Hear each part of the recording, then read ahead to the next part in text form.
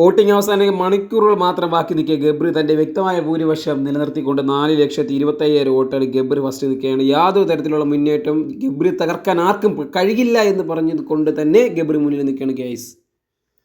5ാം സ്ഥാനം 3 ലക്ഷം വോട്ടറാണ് അഭിഷേക്. അഭിഷേകിൻ്റെ ഒരു physical game വന്നു കഴിഞ്ഞാൽ അഭിഷേക് തീയാണ്, കാട്ടുതീ എൻ്റെ മോനെ. പിന്നെ അടുത്താരാണ്? 6ാം സ്ഥാനം 2,50,555 വോട്ടർ അൻസിബ. അപ്പോൾ അൻസിബ ഈ ആഴ്ച പോകില്ല. അൻസിബയ്ക്ക് പോകണമെന്ന് പറഞ്ഞിട്ട് പക്ഷേ ജനങ്ങൾ വിടുന്നില്ല, അതാണ് പ്രശ്നം.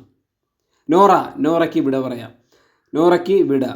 ഈ ആഴ്ചയിൽ നോറ മിക്കവാറും അല്ല ഏറ്റവും വോട്ട് കുറേ നോറയ്ക്കാണ്. നോറ 1 ലക്ഷം വോട്ട്, ഏറ്റവും അവസാനം നോറയാണ്. പിന്നെ 2 ലക്ഷം വോട്ടറാണ് അർജുനുള്ളത്.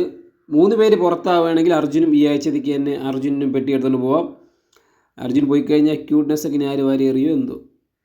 4ാം സ്ഥാനം 3,30,323 വോട്ടായിട്ട് ജാസ്മിൻ. യാതൊരു തരത്തിലും നല്ല മുന്നിൽ നിന്ന് കൊച്ചായിരുന്നു കേട്ടോ, പക്ഷേ എന്തോ ഇതിൽ പിറകിലോട്ട് പോവുകയാണ്. ജാസ്മിൻ എന്തായാലും സേഫാണ്. അടുത്താരാണ്? മുടിയൻ പോകാനുള്ള ചാൻസ് വളരെ കൂടുതലാണ്. 2 പേര് പുറത്താവണമെങ്കിൽ മുടിയനും പോകും. കാര്യം മുടിയനാണ് ഏറ്റവും വോട്ട് കുറവ്. 8ാം സ്ഥാനം നിൽക്കുകയാണ്. 1,50,000 വോട്ടാണ്. 50,000 വോട്ട്. 50,000 ഓക്കെ. ജിൻഡോ 3,50,56,200 വോട്ടാണ്. ജിൻഡോ യാതൊരു കാരണവശാലും പോകില്ല, കാര്യം 3ാം സ്ഥാനം നിൽക്കുന്നുണ്ട്. ജിൻഡോയുടെ ഫാൻസിന് എന്ത് പറ്റി?